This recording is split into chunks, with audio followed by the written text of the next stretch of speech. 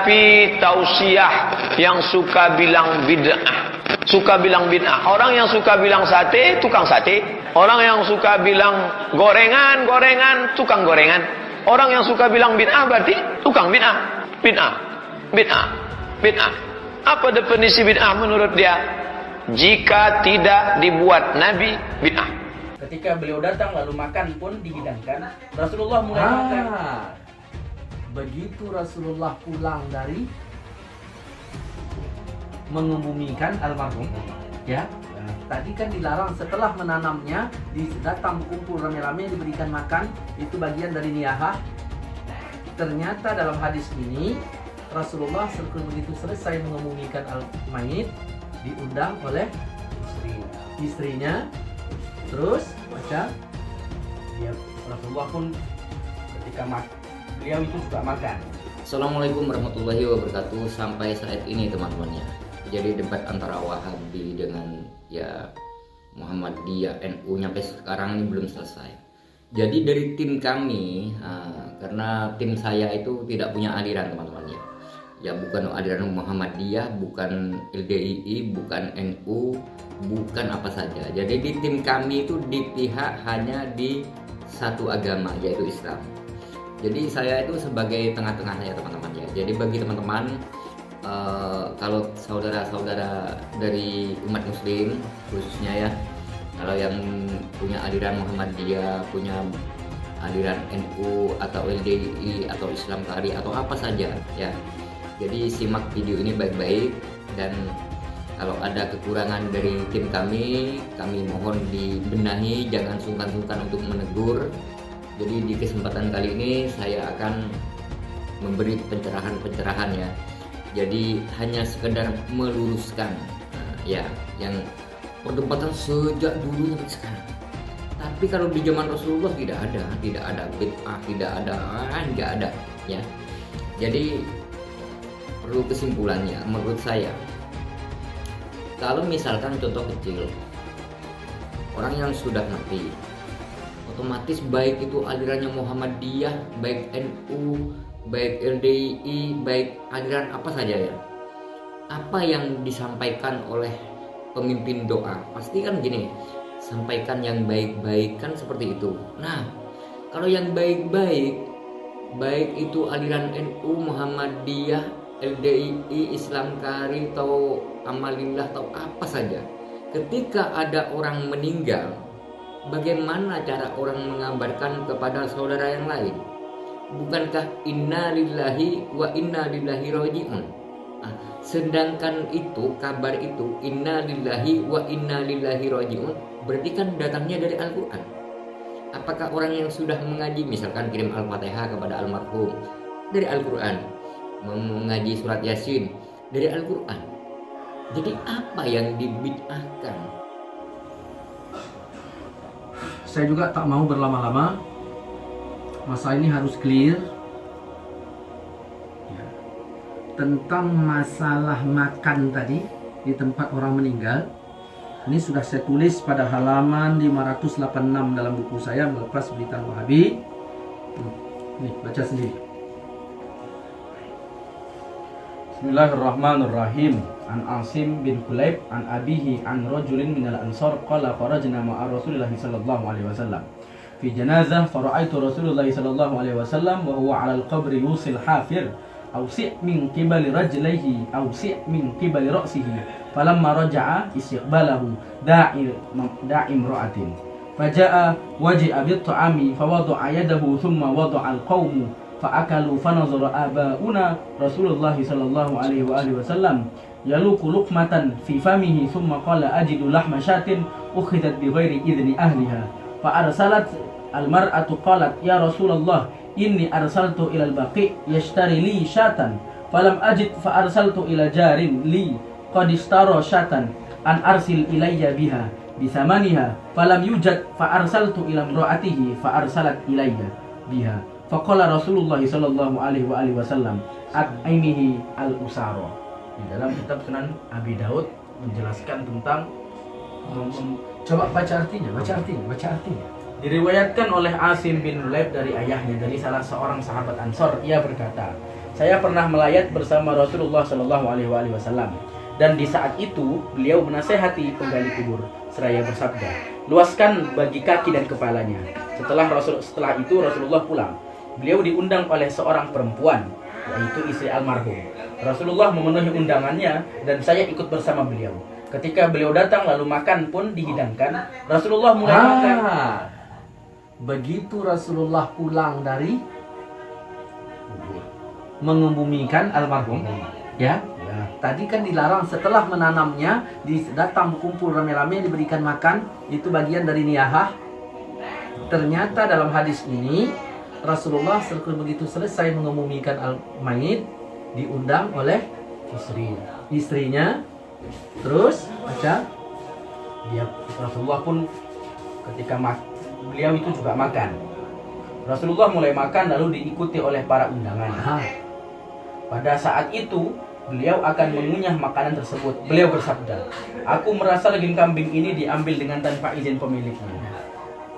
Kemudian perempuan itu bergegas menemui Rasulullah sembari berkata, wahai Rasulullah, saya sudah menyuruh orang pergi ke Baqi, yaitu satu tempat penjualan kambing, untuk membeli kambing, namun tidak mendapatkannya. Kemudian saya menyuruhnya menemui tetangga saya yang telah membeli kambing, agar kambing itu dijual kepada saya dengan harga yang umum. Akan tetapi ia tidak ada, maka saya menyuruh menemui istrinya dan ia pun mengirimkan kambingnya pada saya. Rasulullah kemudian bersabda, berilah makanan ini pada para tawanan. Rasulullah tidak memakannya kenapa? Karena kenduri. Kenapa?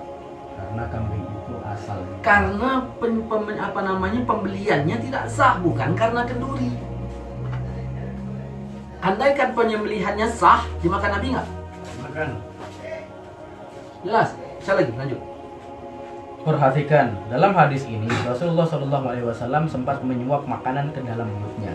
Dan ketika dia hendak mengunyah makanan itu, beliau berkata, aku merasa daging kambing ini diambil tanpa izin pemiliknya. Maka Nabi tidak melanjutkannya.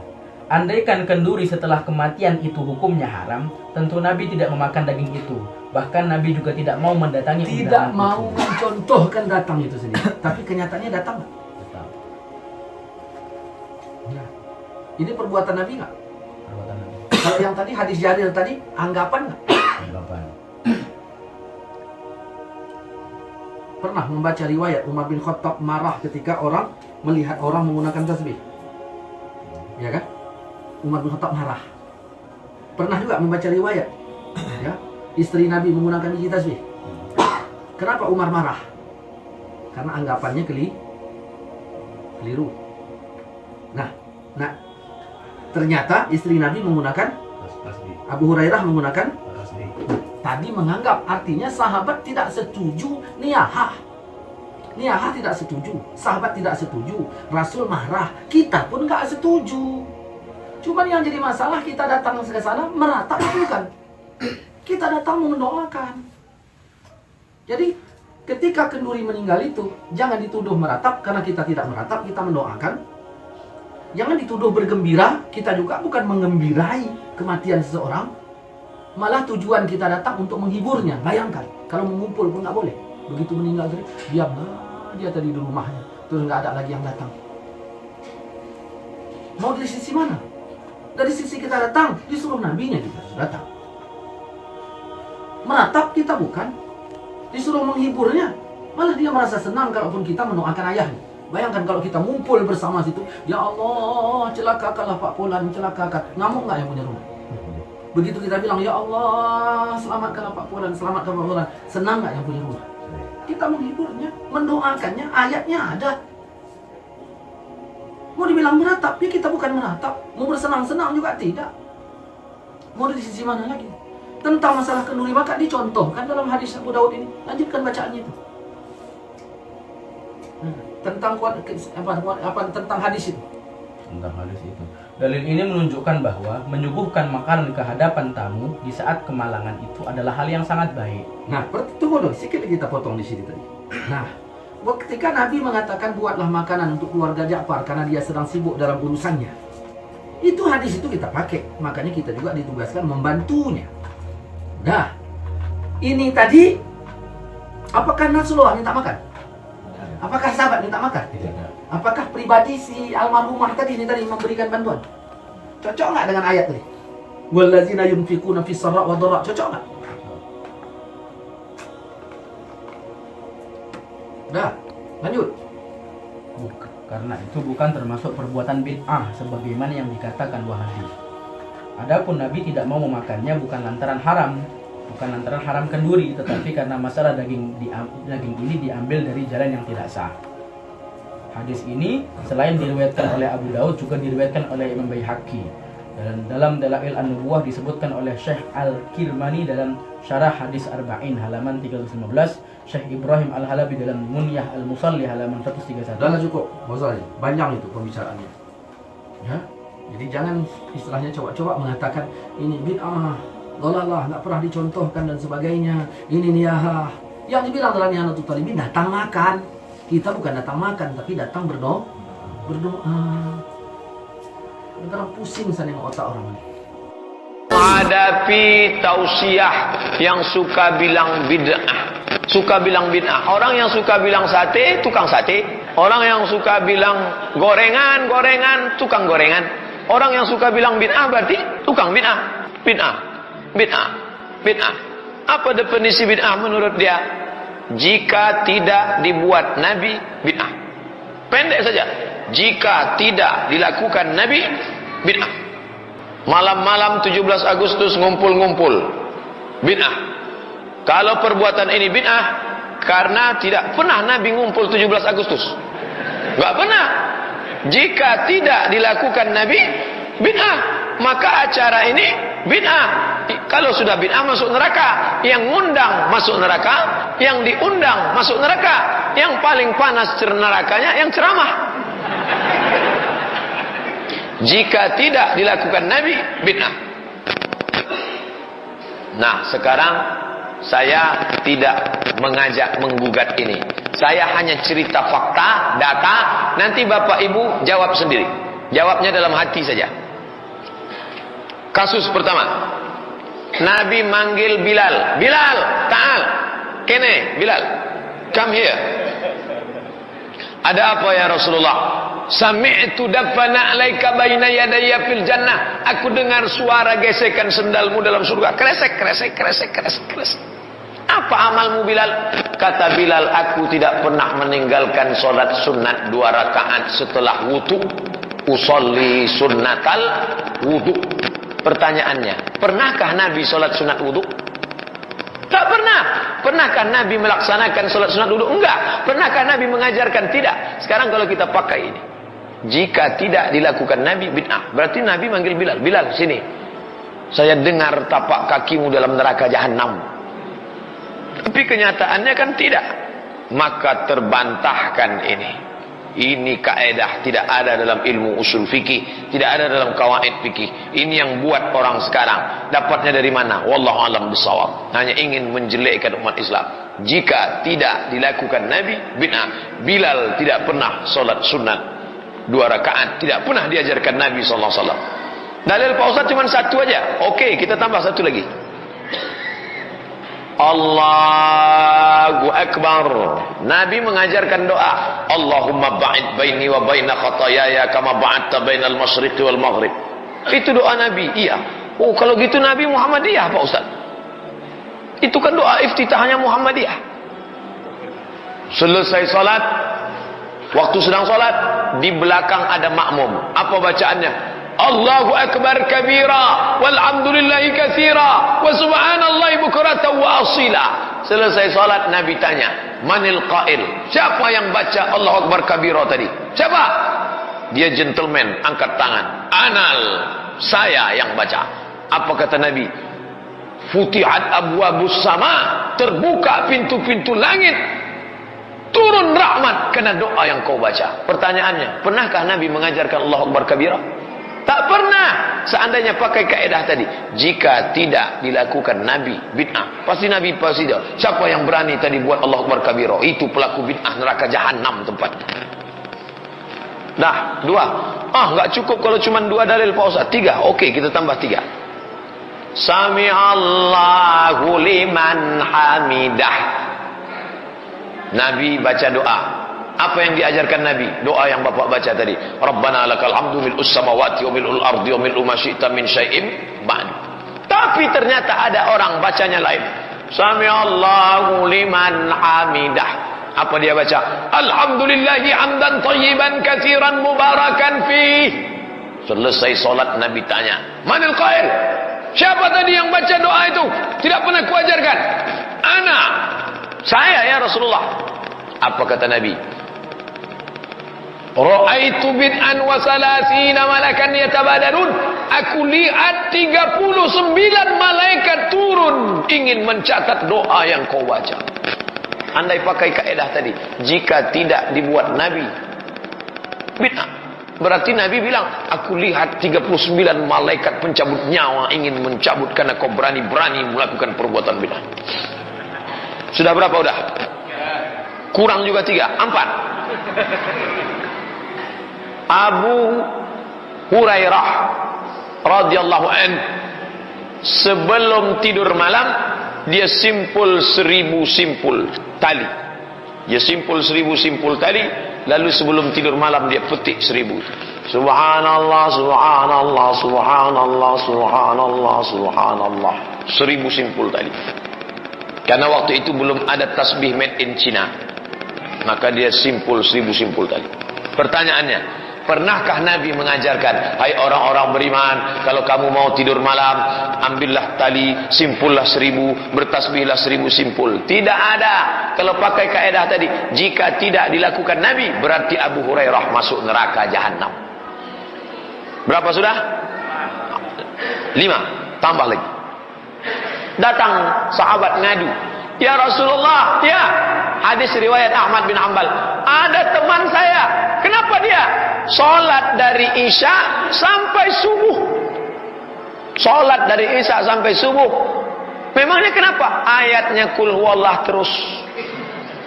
Qul huwallahu ahad, Allahu samad, lam yalid walam yulad walam yakul lahu kufuwan ahad. Allahu akbar. Allahu akbar, Allahu akbar. Waladhdallin. Amin. Qul huwallahu ahad. Diadukan ke Nabi. Apa ini ya Rasulullah? Kata Nabi, innaha la ta'dilu sulusal Qur'an. Satu qul huwallah sama dengan sepertiga Al-Quran. Berarti dia tadi malam sudah menghatamkan Al-Quran berkali-kali dalam sholatnya.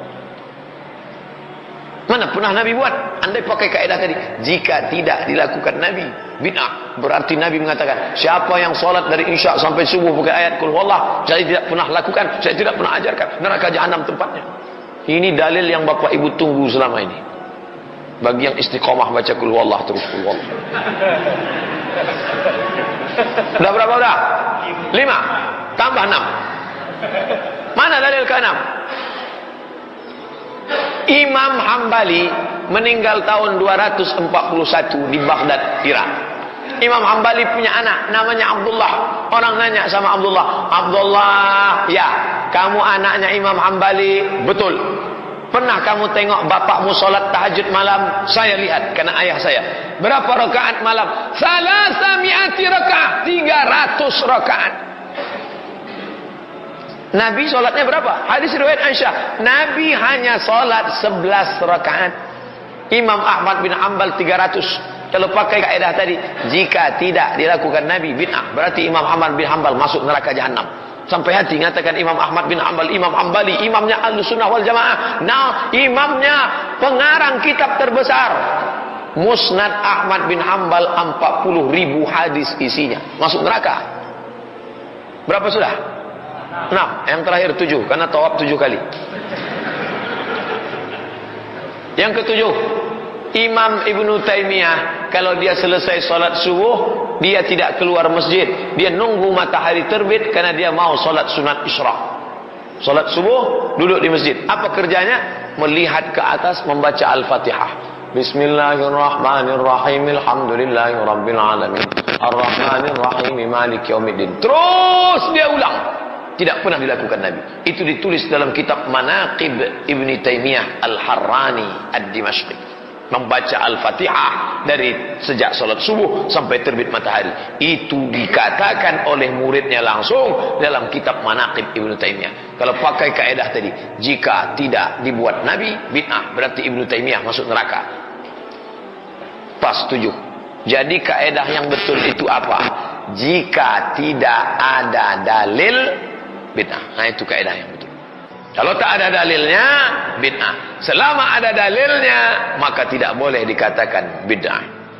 Nanti kalau ada orang membid'ahkan bapak, membid'ahkan ibu, ibu sudah bisa jawab. Ma, ada yang bilang katanya kita buat ini bid'ah. Itu sudah dijawab Ustaz Abdul Somad. 7 dalilnya.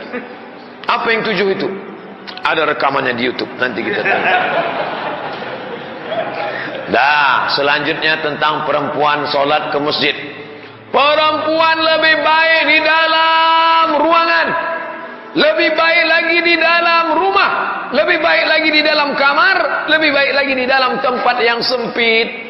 Begitu bunyi hadisnya. Perempuan lebih baik di dalam pekarangan, lebih baik di dalam rumah, lebih baik di dalam kamar, lebih baik di dalam tempat yang sempit. Berdasarkan ini, perempuan jangan sholat ke masjid, di rumah saja.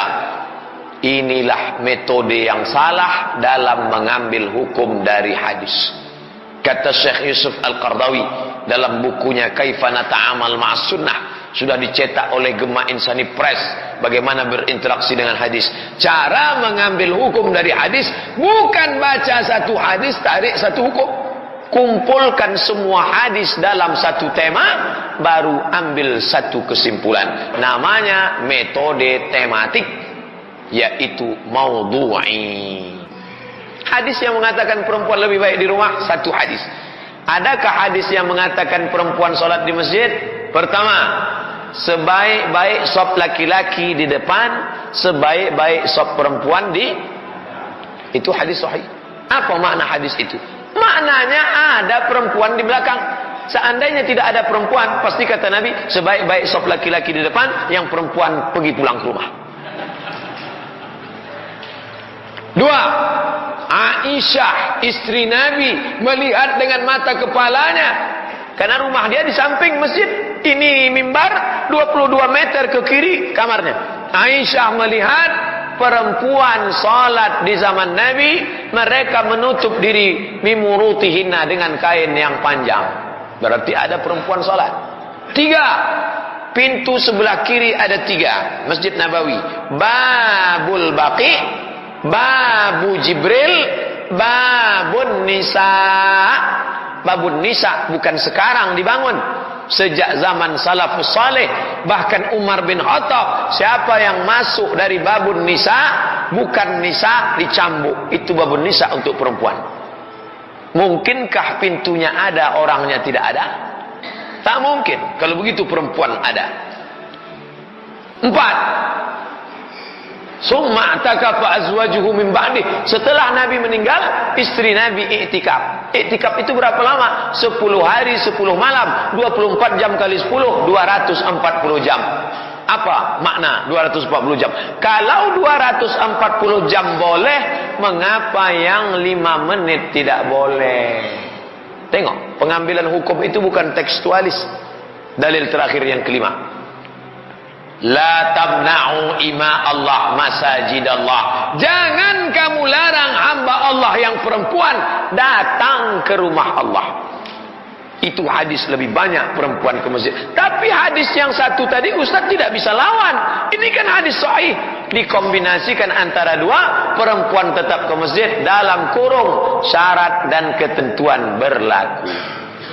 Pertama, tidak menimbulkan fitnah. Contoh di Rusia, di Suriah sekarang.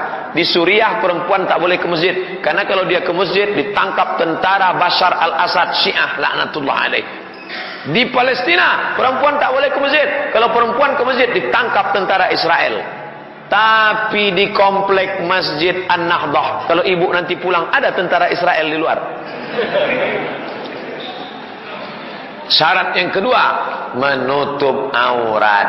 Saya sholat di masjid di Pekanbaru, Jalan Seberantas, dekat Riau Pos. Begitu saya keluar dari masjid, melihat perempuan pakai celana sempit. Astagfirullah. Baru saja membersihkan diri, dia sudah pakai. Mukena dia gulung, dia masukkan ke dalam tas kecil, dia pun keluar pakai lipstick, pakai. Ini tak ada manfaatnya dia ke masjid itu. Bagus sholat di rumah, menimbulkan fitnah. Ke masjid pakai celana sempit kecil. Orang naik motor nengok itu masuk paret gara-gara nengok. Macam ibu-ibu ni ke masjid. Itu. Tengok, tidak pakai makeup, pakai mukena panjang. Ini udah tahu ke masjid pakai bedak 2 inci. Pakai lipstick. Kanan biru, kanan kiri hitam, hijau. Pulang dia ke rumah, suami tak ke masjid. Siapa nempeleng tadi, kata dia. Oleh sebab itu, maka hadis tentang perempuan ke masjid ini, download buku saya di internet tentang perempuan ke masjid. Apa kami ketik Pak Ustadz? 30 fatwa seputar Ramadan. Ketik di Google 30 fatwa seputar Ramadan, Abdul Somad LC. Enter, download gratis. Share Twitter, BBM, Facebook, WhatsApp, bagi. Ada di situ saya bahas. Saya masuk ke dalam pembahasan Ramadan karena di bulan Ramadan. Assalamualaikum warahmatullahi wabarakatuh. Sampai saat ini teman-teman ya, jadi debat antara Wahabi dengan ya Muhammadiyah, NU nyampe sekarang ini belum selesai. Jadi dari tim kami, karena tim saya itu tidak punya aliran teman-teman ya. Ya bukan aliran Muhammadiyah, bukan LDII, bukan NU, bukan apa saja. Jadi di tim kami itu di pihak hanya di satu agama, yaitu Islam. Jadi saya itu sebagai tengah-tengahnya teman-teman ya. Jadi bagi teman-teman, kalau saudara-saudara dari umat muslim khususnya ya, kalau yang punya aliran Muhammadiyah, punya aliran NU atau LDI atau Islam Kari atau apa saja ya. Jadi simak video ini baik-baik, dan kalau ada kekurangan dari tim kami mohon dibenahi, jangan sungkan-sungkan untuk menegur. Jadi di kesempatan kali ini saya akan memberi pencerahan-pencerahan ya. Jadi hanya sekedar meluruskan ya yang perdebatan sejak dulu sampai sekarang. Tapi kalau di zaman Rasulullah tidak ada bid'ah, nggak ada ya. Jadi perlu kesimpulannya menurut saya. Kalau misalkan contoh kecil, orang yang sudah mati, otomatis baik itu alirannya Muhammadiyah, baik NU, baik LDII, baik aliran apa saja ya, apa yang disampaikan oleh pemimpin doa pasti kan gini, sampaikan yang baik-baik kan seperti itu. Nah kalau yang baik-baik, baik itu aliran NU, Muhammadiyah, LDII, Islam Kari atau Amalillah atau apa saja, ketika ada orang meninggal, bagaimana cara orang mengabarkan kepada saudara yang lain? Bukankah inna lillahi wa inna ilaihi raji'un? Sedangkan itu kabar itu inna lillahi wa inna ilaihi raji'un berarti kan datangnya dari Al-Quran. Apakah orang yang sudah mengaji misalkan kirim Al-Fatihah kepada almarhum dari Al-Quran, mengaji surat Yasin dari Al-Quran? Jadi apa yang dibid'ahkan kalau misalkan kirim Fatihah sama apa ya? Fatihah itu jangan salah diartikan ya. Fatihah itu sebuah hadiah untuk orang yang sudah wafat. Orang yang sudah wafat. Jadi itu hadiah sebenarnya dari keluarga yang masih hidup. Nah, dengan hadiah itulah Allah menjadikan pahala. Nah, di mana pahala nanti itu untuk mengurangi dosa-dosa. Mungkin saja almarhum itu di masa hidupnya pahalanya kurang. Nah, apa salahnya kalau diberi hadiah? Itu kan sunnah. Nah, kalau sunnah kan berarti bagus. Nah, seperti itulah kira-kira ya. Jadi saudara-saudari sekarang nggak usah bid'ah, nggak perlu ya. Jadi mari kita simak dulu nih video yang satu ini. Bagaimana cara guru-guru kita menjelaskan tentang debat bid'ah ini nggak pernah selesai. Kita simak bareng-bareng seperti yang disampaikan oleh Ustadz Abdul Somad. Banyak Ustadz yang siap tampil di jejak Ustadz ini ya. Jadi di jejak Ustadz ini tidak membeda-bedakan ya, tidak membeda-bedakan itu mau ngaji tasawuf kayak, mau ngaji filsafat kayak ya, mau ngaji apa saja boleh ya, asalkan kita itu debatlah dengan sehat ya, jangan sampai ada kebencian, jangan sampai merasa diri kita paling benar ya kan. Nah, karena di tim kami itu tidak punya aliran ya, tapi punya agama, yaitu Islam. Jadi cukuplah satu. Tidak usah. Karena apa? Dengan banyaknya aliran itulah masalahnya jadi perdebatan sampai sekarang. Seandainya Umat manusia yang hidup itu, yang beragama Islam, cukuplah beragama Islam. Tidak usah ada Islam Akari, Islam Kari, Islam LDII, Islam NU, Islam Muhammadiyah, ya kan. Seandainya cukup satu ada Islam, yang Islam, yang Kristen ya Kristen, yang Hindu ya Hindu, yang Buddha ya Buddha. Insya Allah kita hidup damai, hidup rukun ya. Karena yang menjadi perdebatan sampai saat ini masalahnya itu ya aliran itu. Begitu. Bukankah Allah Ta'ala itu menciptakan umat manusia itu berbeda-beda, bersuku-suku, berbangsa-bangsa, ya kulitnya nggak sama. Ada yang hitam, ada yang kuning, ada yang putih, ada yang macam-macam lah. Ya, tapi itu kan sama-sama manusia. Sama-sama manusia. Yang kulit hitam Allah yang menciptakan, yang kulit putih Allah yang menciptakan, iya kan? Tapi sebutannya apa? Manusia kan?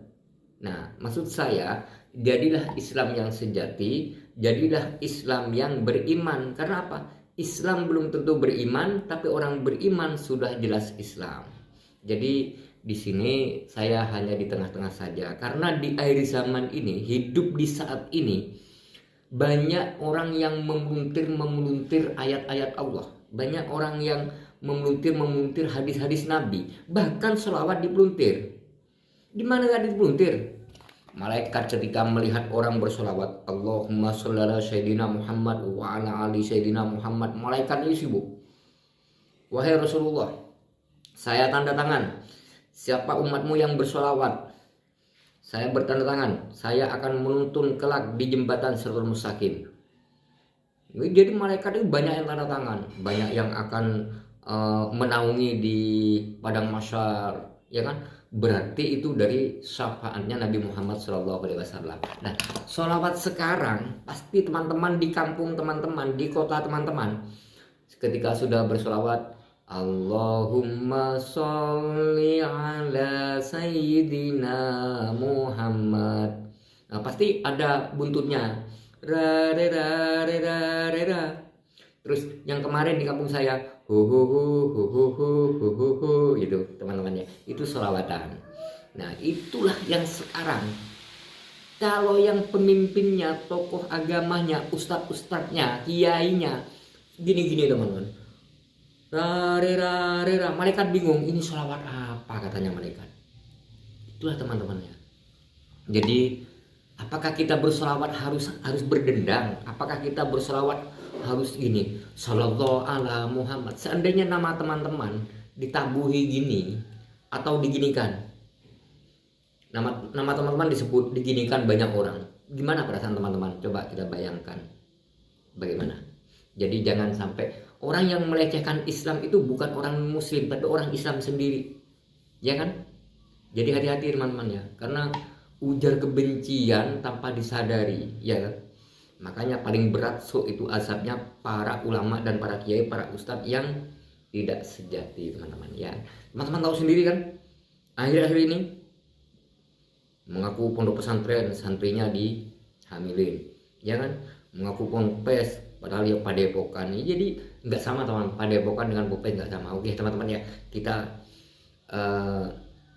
pertemuan kali ini kita lanjut di lain waktu ya, karena ini saya sudah waktunya aktivitas untuk bekerja, karena saya itu bukan siapa-siapa, saya hanyalah pekerja paruh waktu teman-teman ya. Jadi cuman saya melihat di dunia maya itu sudah gini, jadi saya jadi tertarik untuk ikut-ikutan untuk ingin meluruskan saja teman-teman sesuai kemampuan saya. Yang penting saya jangan sampai keluar dari Islam.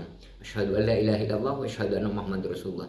Oke teman-teman, saya dengan bicara ini kalau ada benernya itu datanya dari Allah Subhanahu wa taala, tapi kalau ada kesalahannya itu datanya dari saya pribadi. Dan saya mohon maaf lahir dan batin. Allahumma sholli ala sayyidina Muhammad wa ala ali sayyidina Muhammad. Salam jejak Ustadz.